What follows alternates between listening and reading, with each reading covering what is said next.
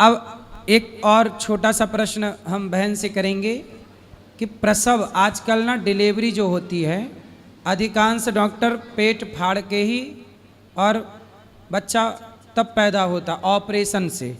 हमारे पुराने पद्धति में क्या था कि नॉर्मल ही डिलीवरियां होती थी। बच्चा यदि घूम जाए, जैसा कि डॉक्टर आज बोलता कि पेट में बच्चा घूम गया तो सीधा करो ना, आप तो डॉक्टर हो। पहले की ताई तो सीधा कर देती थी जी बिल्कुल। तो वो बड़ी डॉक्टर कहलाई कि आप बड़े डॉक्टर कहलाए। इसलिए पुरानी पद्धति गलत नहीं थी।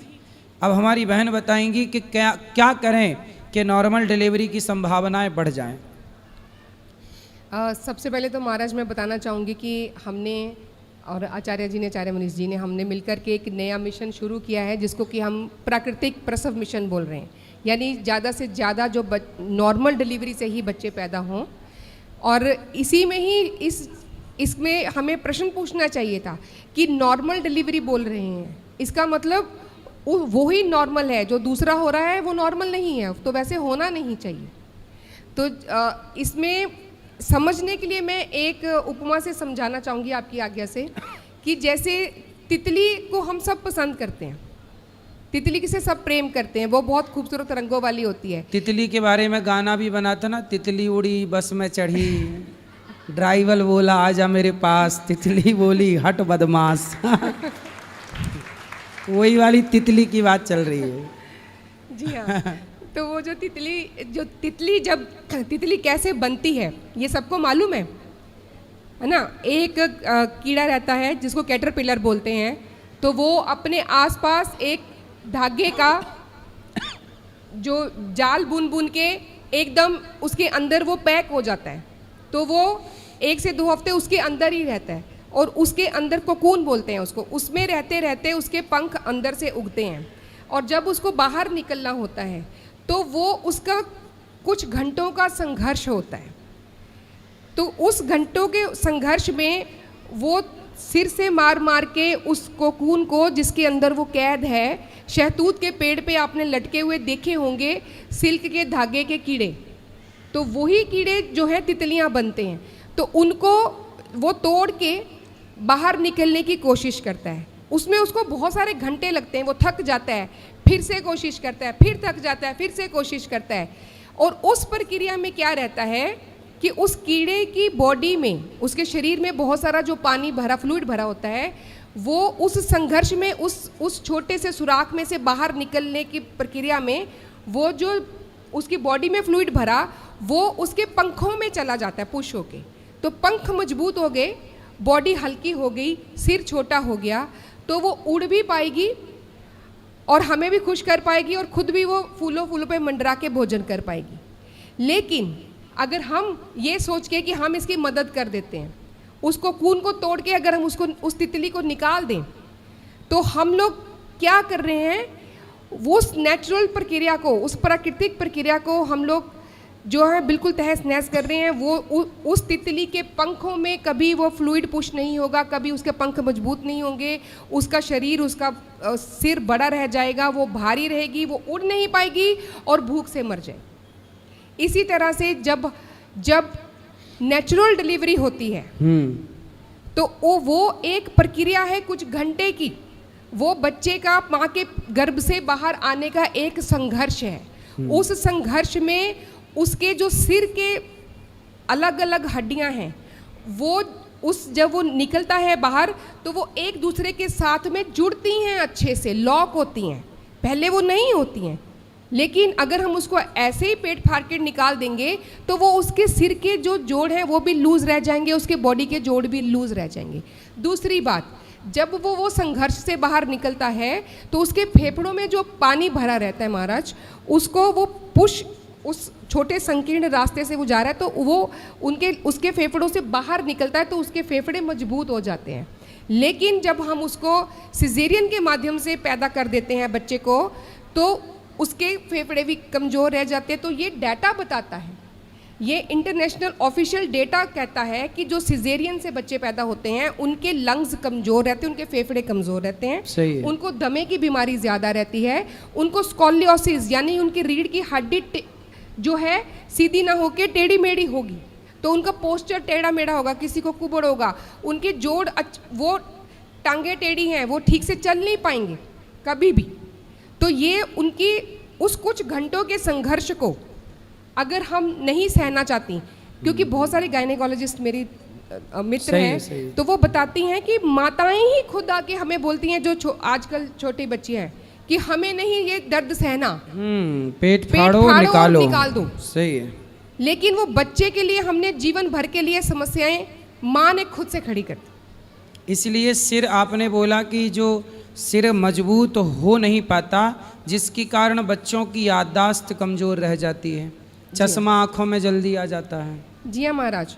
और उस प्रक्रिया में जब वो बच्चा बाहर आने की कोशिश करता है, तो जो माँ के शरीर में हार्मोन्स चेंज होते हैं, तो उससे वो माँ बच्चे के लिए जो दूध है वो जल्दी आता है। आज हम सब इस बात को जानते हैं, रोज़ ढेरों फ़ोन हमारे पास आते हैं कि बच्चा हो गया लेकिन माँ का दूध ही नहीं आ रहा, क्या करें, बच्चा रो रहा है, भूख से बिलख रहा है, तो क्या कर सकते हैं।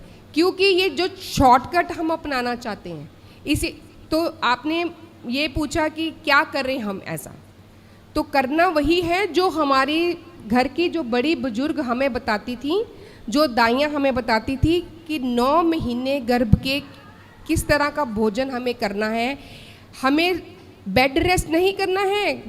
गर्भवती माँ कोई पेशेंट नहीं है। उसको गर्भिणी होते ही बोलने लगती हैं कि पेशेंट आ गई है। सही है। आजकल तो देखो जूजू बना दिया है। क्यों? गर्भवती हुई स्त्री के बस उसको अलग धीरे धीरे चलना, ऐसे ऐसे ऐसे ऐसे ऐसे। पहले की स्त्रियां उकड़ू बैठ करके 8वें महीने में 7वें महीने से पोंछा लगाती थी घर में, क्योंकि उकड़ू बैठने से डिलीवरी की संभावना 99% बढ़ जाती है। बिल्कुल, आपने बिल्कुल ये बहुत ही साइंटिफिक बात महाराज ने कही है। और दुनिया के बहुत सारे ऐसे देश हैं जहां आज भी डिलीवरी बैठ के करवाई जाती है। हाँ, होती है।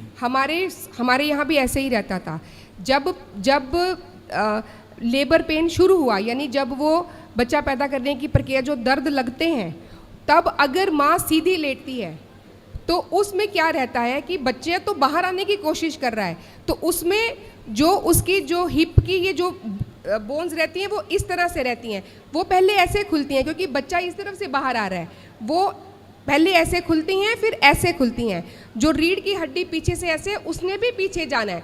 लेकिन अगर हम सीधा लेटे हैं बिस्तर पे, वो रीढ़ की हड्डी पीछे नहीं जाएगी, तो बच्चे को बाहर आने में समस्या होगी। तो सीधा लेट के कभी डिलीवरी नहीं करना। और दूसरी बात ये, अगर पहली स्टेज में जब शुरुआत हुई दर्दों की, अगर बिस्तर पे लेटे तो बच्चे को खून का दौरा बंद हो जाता है। बच्चे के दिमाग को खून का दौरा बंद हो गया, वो कई तरह के विकृतियों, कई तरह की बीमारियों के साथ पैदा होगा। तो ये छोटी छोटी चीज़ें हैं। सही है। तो बात समझ में आई। इसलिए स्त्रियों को विशेष ख्याल रखना चाहिए कि डिलीवरी नॉर्मल ही, जो प्राकृतिक परमात्मा ने जो आपके लिए बनाया है उस तरह से डिलीवरियां होंगी।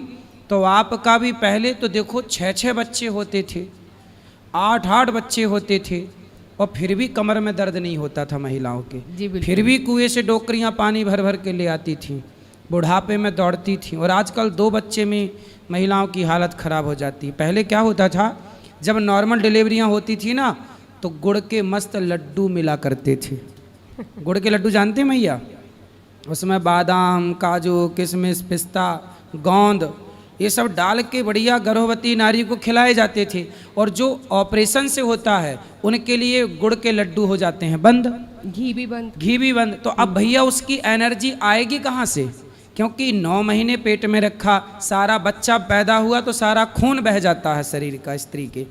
तो वो खून बनने के लिए पुराने लोग आपको गुड़ का लड्डू खवाया करते थे। उसमें बहुत सारी औषधियाँ मिल जाया करती थी। सौंठ विश्वार के लड्डू बोलते हमारे गाँव उसको। जी हाँ, सौंठ, अजवाइन और बादाम और घी। हाँ। ये पहले 3 दिन दिया जाता है ताकि जो गर्भाशय है, जो यूट्रस है, उसमें जो कुछ भी गंदगी है वो अच्छे से बाहर निकल जाए, दर्द में आराम लगे और शरीर को बल मिले। तो दर्द से आराम भी मिलता था और शरीर की शक्ति भी तेजी से बढ़ती थी, स्त्रियां और निरोगी रहती थी। अब क्या है, अब पड़े पड़े ब्रेड चाय ब्रेड खा रही, अब चाय ब्रेड से क्या तुम्हारे शक्ति आएगी, तो सारी जिंदगी का कमर दर्द लेके घूमती रहोगी। जी हाँ, एक बात मैं और कहना चाहूँगी कि गर्भवती होते ही अपने आप को पेशेंट नहीं समझना है। माँ बनना एक अलौकिक कार्य है, एक दैवीय, एक ईश्वरीय कार्य है। और जैसे ईश्वर ने सृष्टि पैदा की, ऐसे माँ बच्चे को पैदा करती है। तो उस समय अपना ध्यान और भी ज़्यादा रखना है। उस समय हमें दूध पीना है, घी खाना है, मिश्री किसी महीने में मिश्री खानी है, तो 9 महीने की आयुर्वेद के हिसाब से चर्या है, यानी कि किस महीने में क्या खाना और क्या नहीं खाना, ये बड़ा विस्तृत रूप से बताया गया है। तो हमें कोई केमिकल वाली दवाइयाँ विटामिन खाने की ज़रूरत नहीं है। किसी को हो सकता है कि कुछ खास समस्या है, तो उसको किसी न किसी डॉक्टर, वैद्य या गायनेकोलॉजिस्ट की ज़रूरत रहती है। नहीं तो गर्भवती इस जो महिला है, माँ जो बनने वाली है, उसका ध्यान रखने के लिए तो घर की बड़ी बुजुर्ग और पड़ोसियों की जो महिलाएं, वो ही सही पर्याप्त है। महाराज, अभी हम ऊपर बैठे थे तो वहाँ पे एक सेवक, उन्होंने एक बहुत भारी सामान उठाया और उन्होंने बोला, ईश्वर से प्रार्थना की कि मेरे पड़ोसियों को सुखी रखना, खुश रखना, तंदुरुस्त रखना। तो हम सब ने गर्दन घुमा के देखा कि वो कौन है। तो उन्होंने ये कहा कि मैं इसलिए ये बोल रहा हूँ, कल को मुझे कुछ हो जाएगा तो कम से कम मुझे कंधा देने तो आएंगे। सही है। तो ये जॉन्डिस उपचार के बारे में बताएं भक्तों को। जॉन्डिस जो बच्चों को हो जाता है, जो नवजात बच्चों को जॉन्डिस यानी पीलिया हो जाता है, उसके लिए सिर्फ सुबह की धूप दिखाना काफ़ी रहता है। तो बच्चे को कमरे में बंद करके नहीं रखना है, फूल खिलेगा तभी जब उसको धूप लगेगी, तो उसको धूप ये बहुत महत्वपूर्ण जानकारी है, आप सब याद कर लीजिएगा। जब बच्चा पैदा हो तो नवजात बच्चे को सुबह की 15 मिनट की, 10 मिनट की धूप जरूर दिखाएं और शाम की धूप जरूर दिखाएं। यदि धूप प्रॉपर दिखाई, विटामिन डी दिया उसे, धूप का विटामिन डी, तो उसे पीलिया रोग नहीं होगा। वरना पीलिया हुआ तो फिर वो गया 15 दिन के लिए। हाँ जी, वो भी तो उसको जो वो गर्मी या उसमें इंक्यूबेटर में रख दिया जाता है, माँ से दूर कर दिया जाता है, तो पैदा होते ही समझ लो उसको सज़ा मिल गई। हाँ, एक तरह। इसलिए बच्चा पैदा हो सबसे पहले उसे धूप का दर्शन कराओ, रोज की धूप दिखाओ। रेगुलर 10 दिन दिखा दी तो पीलिया नहीं होगा उससे, और धूप नहीं दिखाई तो 99% बच्चों को पीलिया की संभावना है धूप ना दिखाने से। और ये बात डॉक्टर नहीं बताते। क्यों नहीं बताते? क्योंकि पीलिया हो जाएगा तो उनका बिल अच्छा आ जाएगा, क्योंकि 15 दिन और भर्ती रहेंगे वो। जी हाँ, मेरा खुद का जब छोटा बेटा पैदा हुआ, अभी वो 18 साल का है, बड़ा बेटा 22 साल का है। तो जो मेरा छोटा बेटा जब पैदा हुआ तो नॉर्मल डिलीवरी से ही हुए, और क्योंकि हम पोछा वोछा सब लगाते थे, तो उसके जो डॉक्टर, बच्चों की डॉक्टर उसको देखने के लिए आई, तो उन्होंने ये बोल दिया कि इसको तो बस जल्दी जल्दी इसका पूरा खून बदलना पड़ेगा। हम घर आ चुके थे, हम छुट्टी करके घर भी आ गए हुए थे, कहीं कुछ नहीं करना किया, पीछे से फ़ोन आया, जल्दी से बच्चे को लेके आइए, उसका पूरा खून बदलना पड़ेगा, क्योंकि जो उसका रिपोर्ट आया है, जो हमने टेस्ट लिया था उसमें उसका 75% से भी ज़्यादा जो है वो उसका पीलिया आया है, तो उसको पूरा खून बदलना पड़ेगा। और हम देख रहे हैं कि बच्चा तो दूध पी रहा है, खेल रहा है, सो रहा है, उसको पेशाब आ रहा है, वो मल त्याग कर रहा है, तो उसको तो कोई समस्या ही नहीं है। तो मैंने बोला कि बच्चे को कहीं लेकर नहीं जाना है, तो हमने बच्चे को उस डॉक्टर के पास नहीं लेकर गए और बच्चा घर पे ही रहा। और मेरा बेटा अभी 18 साल का है, कभी जीवन में उसको पीलिया या लीवर की या डाइजेशन की कोई दिक्कत आज तक नहीं आई है ईश्वर की कृपा से। लेकिन अगर हम उस बहकावे में, उस डर में आके वो कर देते, अगर मैं आयुर्वेद से नहीं रहती, तो अगर किसी भी माँ को ये बोला जाएगा तो वो डर के मारे लेके उसको फटाफट से भागेंगे। सही है। तो डरना नहीं है, अपनी बुद्धि से, अपने विवेक से काम लेना है, सोचना है। अगर बच्चा दूध पी रहा है, खेल रहा है, सो रहा है और उसका मल त्याग अच्छे से हो रहा है, वो पेशाब कर रहा है, तो इसका मतलब वो बिल्कुल ठीक है, उसको कोई समस्या नहीं। सुंदर। तो मैया समझ गई मेरी माँ, तो ध्यान रखना, जिनके बच्चे होने वाले हैं वो विशेष ध्यान रखें, और जिनके अभी 2-4 साल बाद होंगे वो लिख लें ताकि याद रहे। ठीक है, जी बहुत बहुत धन्यवाद आपका, आप आए। प्रणाम। खुश रहिए।